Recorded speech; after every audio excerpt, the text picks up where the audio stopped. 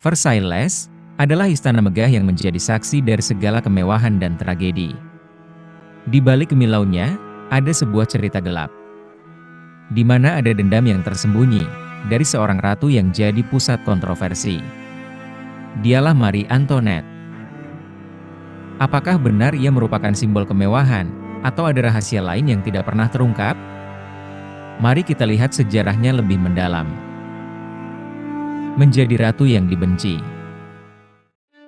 Sejak usia 19 tahun, ia dikenal cantik, elegan, tapi juga dibenci.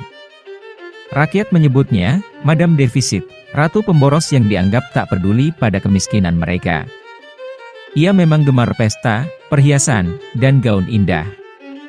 Tapi di dalam istana, ia bukan hanya seorang ratu. Ia adalah target dari mereka yang merasa terancam oleh kedatangannya. Sebenarnya ia memiliki sisi dermawan, seperti mendirikan rumah bagi para janda dan wanita yang tidak menikah, serta seringkali ia menjual peralatan makan kerajaan untuk membeli gandum bagi rakyat miskin. Namun, propaganda negatif tetap melekat pada citranya. Dan apakah kebencian ini benar-benar karena gaya hidupnya, atau ada yang lebih dalam? Kebencian para bangsawan. Saat Marie Antoinette tiba di Perancis, ia membawa kebanggaan Austria, tapi juga menciptakan musuh. Banyak bangsawan Perancis merasa terancam oleh pengaruh keluarganya. Mereka diam-diam menabur benih skandal untuk menjatuhkannya. Salah satu yang paling terkenal adalah skandal kalung berlian. Kalung mewah itu dirancang untuk ratu sebelumnya, tapi Marie Antoinette dituduh membelinya dengan uang negara. Padahal ia sama sekali tidak terlibat. Skandal ini adalah jebakan, dirancang untuk menghancurkan reputasinya di mata rakyat. Dan ternyata berhasil. Karena sejak saat itu, ia menjadi simbol keserakahan. Pelarian yang gagal. Saat revolusi Prancis memanas, Marie Antoinette tahu bahwa kebencian terhadapnya telah berubah menjadi ancaman nyata. Bersama keluarganya, ia mencoba melarikan diri ke Austria. Tapi pelarian itu gagal. Mereka ditangkap di Varennes, dan amarah rakyat semakin membara.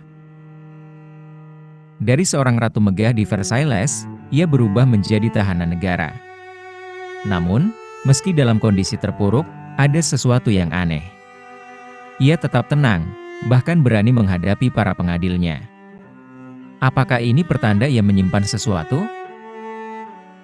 Rahasia yang tersembunyi. Sebelum kematiannya, Marie Antoinette menulis beberapa surat rahasia.